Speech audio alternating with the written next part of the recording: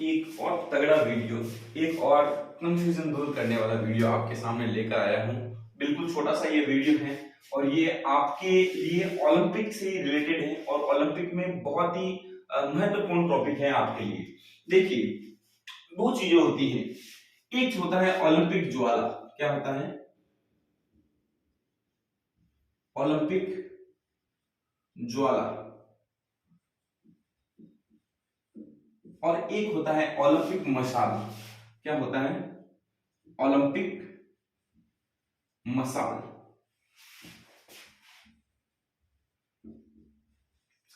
एक का नाम है ओलंपिक ज्योति। क्या नाम है? ओलंपिक ज्योति। और एक का नाम है आशा की ज्योति। क्या नाम है? आशा की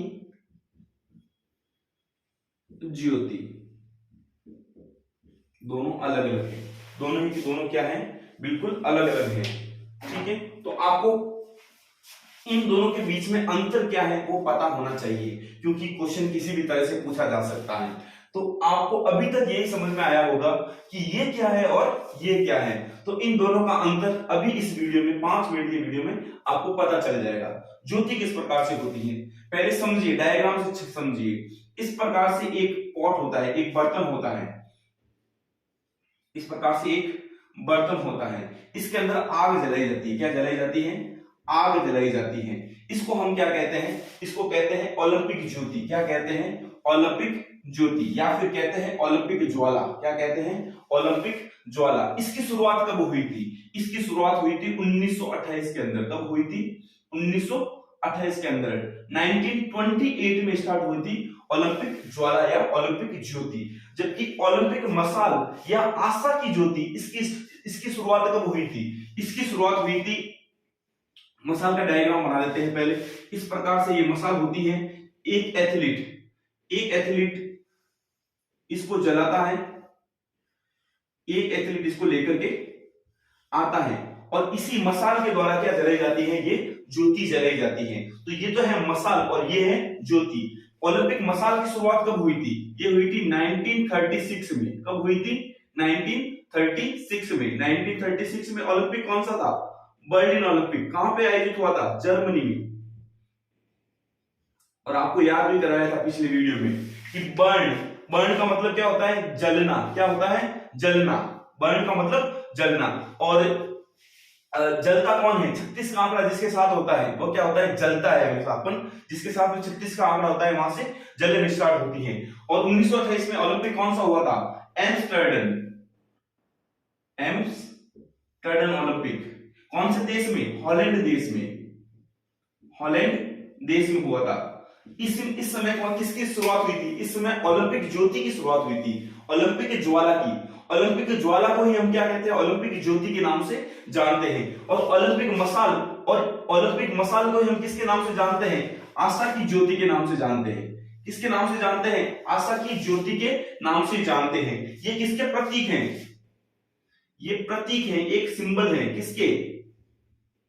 ज्ञान के। किसके? ज्ञान के, जीवन के। किसके? ज्ञान के, जीवन के और खुशी के प्रतीक है। किसके प्रतीक हैं? और खुशी के प्रतीक हैं। ठीक है, अगर आपको बोला जाए कि ओलंपिक मशाल या आशा की ज्योति किसका प्रतीक है? ज्ञान की, जीवन की और खुशी की प्रतीक है। ठीक है, अब देखिए कंफ्यूजन यही है। ये क्या है? ये तो है ज्योति। अपन ज्वाला लेके आते हैं, क्या करते हैं? एक मशाल लेके आते हैं, आशा की ज्योति लेके आते हैं, मशाल लेके आते हैं और अपन जलाते किसको हैं? ओलंपिक की ज्योति को जलाते हैं। कैसे उद्भव हुआ और क्यों इसकी आवश्यकता पड़ी? ठीक है, तो एक देवता थे। कौन थे?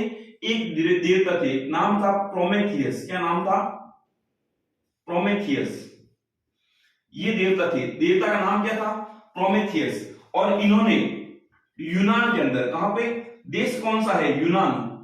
यूनान के अंदर चोरी कर दी थी। क्या की थी? चोरी की थी। और चोरी किस चीज की थी? अग्नि की। किसकी चोरी की थी? अग्नि की। ऐसा माना जाता है कि पूरे यूनान वासियों के घर से अग्नि को चुराकर एक कहानियां है, जो ये कहानियां जैसे हमारे महाभारत रामायण की कहानियां चलती हैं, यूनान में इस प्रकार की कहानियां चलती हैं कि प्रोमेथियस देवता थे जो यूनान में अग्नि की चोरी की। इन्होंने क्या किया था, यूनान देश के अंदर सभी घरों की अग्नि चुरा दी थी। ठीक है, तो इसका जब पूरे यूनान में अंधकार छा गया था तो एक आशा की ज्योति के रूप में ज्यूस देवता, अब देखिए कंफ्यूजन यहीं पे भी होता है, नाम क्या है इसका, जीएस नाम है या ज्यूस नाम है। कहीं कहीं किताबों में जीएस लिखा हुआ है, कहीं पे ज्यूस लिखा हुआ है।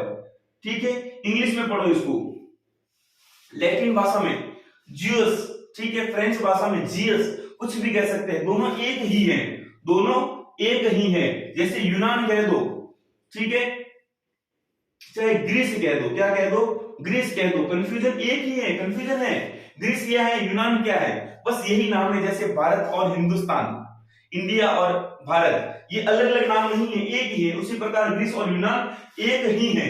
जीएस है या ज्यूस है, अरे एक ही है। इनकी पत्नी का नाम, इनमें भी कंफ्यूजन है, इनकी पत्नी का नाम क्या है, हेरा, इनकी पत्नी का नाम हेरा है या हीरा है, अरे एक ही है। फ्रेंच में अलग है और लैटिन भाषा में अलग है, इंग्लिश में एक ही लिखा जाता है, हेरा या हीरा, एक ही नाम है। ज्यूस की पत्नी, अब देखिए ज्यूस भगवान थे, देखो वापस एक बार कहानी को समझना।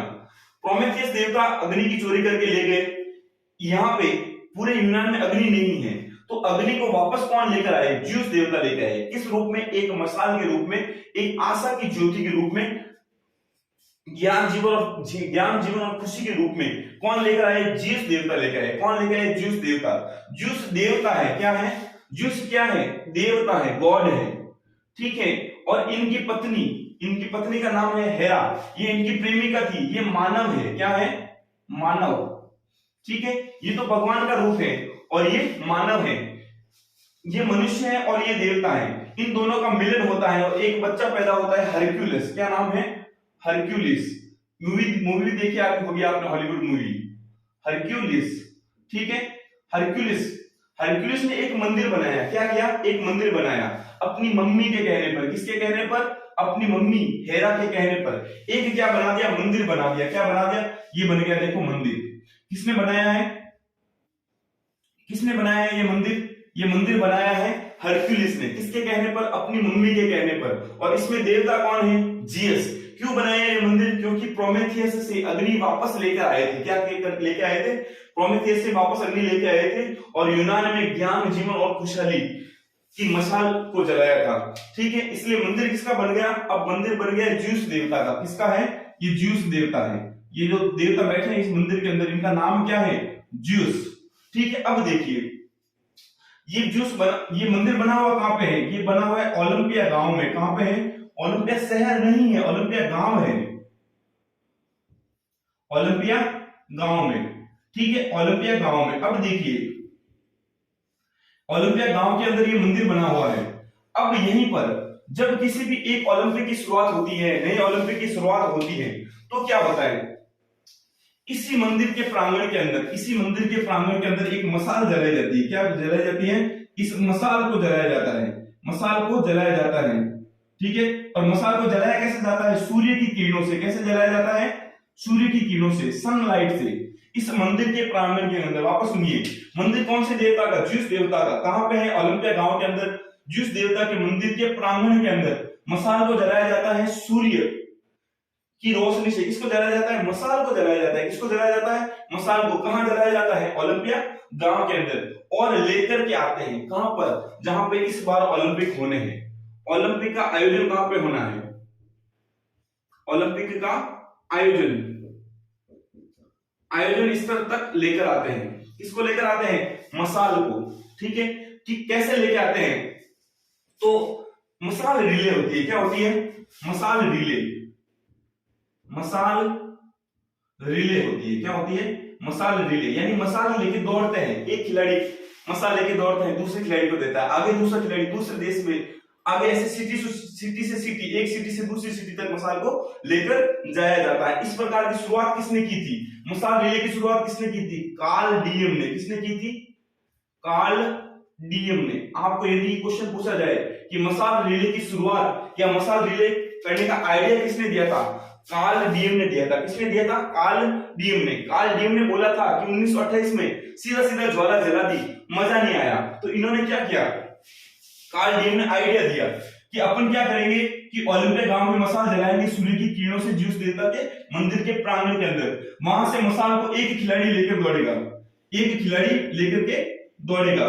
इस मसाल को लेकर के, और फिर दूसरे शहर में, आगे शहर टू शहर, दूसरे शहर में जाएगा, दूसरे खिलाड़ी को देगा, ठीक है, आगे फिर तीसरे खिलाड़ी को देगा। इस प्रकार से अलग अलग खिलाड़ियों को होते हुए जहां पे इस बार ओलंपिक आयोजन होना है वहां पर लाकर मसाल को दिया जाएगा, और वहां पे इस मसाल के द्वारा, ओलंपिक मसाल के द्वारा क्या जलाई जाएगी?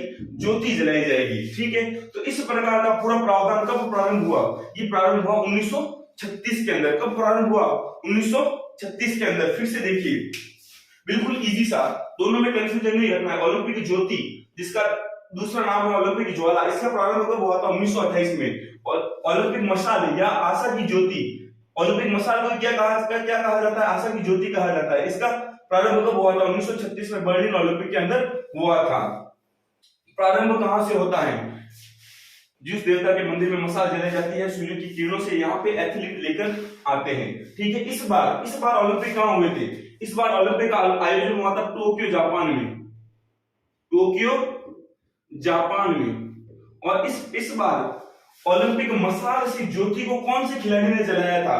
तो आपको बताया था मैंने पहले, नाओमी ओसाका। कहां की खिलाड़ी है? जापान की। कहां की खिलाड़ी है? जापान की। कौन से खेल से संबंधित है? टेनिस खेल से संबंधित है। कौन से खेल से? टेनिस खेल से संबंधित है खिलाड़ी। तो लास्ट में मसाल किसके पास आई थी? नाओमी ओसाका के पास आई थी, और इन्होंने इस मसाल से क्या जलाई थी? ओलंपिक ज्योति जलाई थी। तो एग्जाम में क्वेश्चन पूछा जाता है कि मसालधारी कौन थी? मसालधारी थी नाओमी ओसाका, ठीक है। तो इस प्रकार से आपको इन दोनों में कंफ्यूजन बिल्कुल नहीं रखना है। जीएस और ज्यूस एक ही है, यूनान और ग्रीस एक ही है, हिंदी इंग्लिश का फर्क है, बस इतना सा ही फर्क है, और कोई फर्क नहीं है। हेरा और हीरा एक ही है। पत्नी किसकी है? ये ज्यूस की पत्नी है। इन दोनों का पुत्र कौन है? इन दोनों का पुत्र कौन सा है? हरक्यूलिस की मां तो मानव है और पिता देवता है, ठीक है। तो इसलिए मम्मी के कहने पर इन्होंने ज्यूस देवता का मंदिर बनाया था। क्यों बनाया था? क्योंकि ये प्रोमेथियस से वापस अग्नि को लेकर आए थे यूनान वासियों के लिए। तो इसमें जो क्वेश्चन थे इंपोर्टेंट मैंने आपको बता दिए। मसाल रिले का प्रारंभ किसने किया था? कार्ल डीएम ने। कब किया था? पहली बार 1936 के अंदर। बर्न यानी जलना, ठीक है। बर्लिन 1936 के अंदर ओलंपिक हुए थे, वहां पे मसाल रिले का प्रारंभ पहली बार हुआ था। मसाल का पहली बार उपयोग किया गया था। ओलंपिक ज्योति का उपयोग, ओलंपिक ज्योति या ओलंपिक ज्वाला का उपयोग कब किया गया था? पहली बार 1928 के अंदर एम्स्टर्डम हॉलैंड में किया गया था। तो आपको कंफ्यूजन नहीं रखना है और मजे से पढ़ना है फिजिकल एजुकेशन को, इसी प्रकार से पढ़ना है बिना कंफ्यूजन को क्लियर किए। यदि वीडियो अच्छा लगे तो लाइक कीजिए, शेयर कीजिए खूब जोरों से।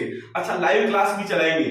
आपका रेस्पॉन्स इस वीडियो में क्या आता है, कैसा आता है, उसके अकॉर्डिंग संडे को चलाएंगे लाइव क्लास। 6 घंटे की लाइव क्लास होगी, बिल्कुल फ्री, यूट्यूब के ऊपर प्रज्ञा टीचिंग इंस्टीट्यूट और नरपत सर क्लासेस दोनों के ऊपर चलेगी। फिर से सुनिए, नरपत सर क्लासेस और प्रज्ञा टीचिंग इंस्टीट्यूट दोनों के ऊपर लाइव क्लास चलेगी 6 घंटे की संडे को। आपका रेस्पॉन्स क्या आता है? यदि 500 व्यू मिल जाते हैं, परिचय फिर से देना पड़ेगा, उत्कर्ष, टारगेट प्लस, आदर्श, दक्षम, चाणक्य सब जगह पढ़ा चुके हैं, ठीक है। वही नरपत सर हूं आपके लिए बिना कोई कॉस्ट के और तगड़ा वाला नॉलेज लेके आ रहा हूं। लाइव लेके आऊंगा संडे को। इस वीडियो पे यदि 500 व्यू मिल गए, इस वीडियो पे यदि 500 व्यू मिल गए, आपने ग्रुप में शेयर किया, तो लाइव क्लास चलेगी 6 घंटे की। और उम्मीद देता हूं, विश्वास बताता हूं आपको, 6 घंटे की क्लास में 6 क्वेश्चन आपको मिलेंगे पूरी क्लास के अंदर। नो बकवास, सीधी क्लास मिलेगी, नो बकवास, बिल्कुल बकवास नहीं होगी उस क्लास के अंदर। एक भी हंसी मजाक जोक बनावटीपन नहीं रहेगा, सीधे सीधे क्लास मिलेगी। क्लास के अंत में नोट्स मिलेंगे, जो टॉपिक पढ़ाया जाएगा नोट्स मिलेंगे, और पुराने साल के क्वेश्चन पेपर में जो क्वेश्चन पूछे गए वो आपसे बताया जाएगा डिटेल में कि किस प्रकार से ये क्वेश्चन पूछे गए और क्यों पूछे गए। 500 व्यू चाहिए, लाइक नहीं चाहिए, कोई लाइक नहीं चाहिए, एक भी लाइक मत करो आप। 500 व्यू चाहिए, एथलेटिक्स की क्लास लगाऊंगा। किसकी लगाऊंगा? एथलेटिक्स की। डिमांड आई है यूट्यूब पे, एथलेटिक्स की क्लास लगाओ, 6 घंटे में पूरा एथलेटिक्स समझाऊंगा, 2 क्वेश्चन मिलेंगे एथलेटिक्स में से, ठीक है। तो आप बस 500 व्यू का जुगाड़ कर दीजिए और कुछ नहीं, ज्यादा से ज्यादा लोगों तक ये मैटर पहुंचाइए। Thank you.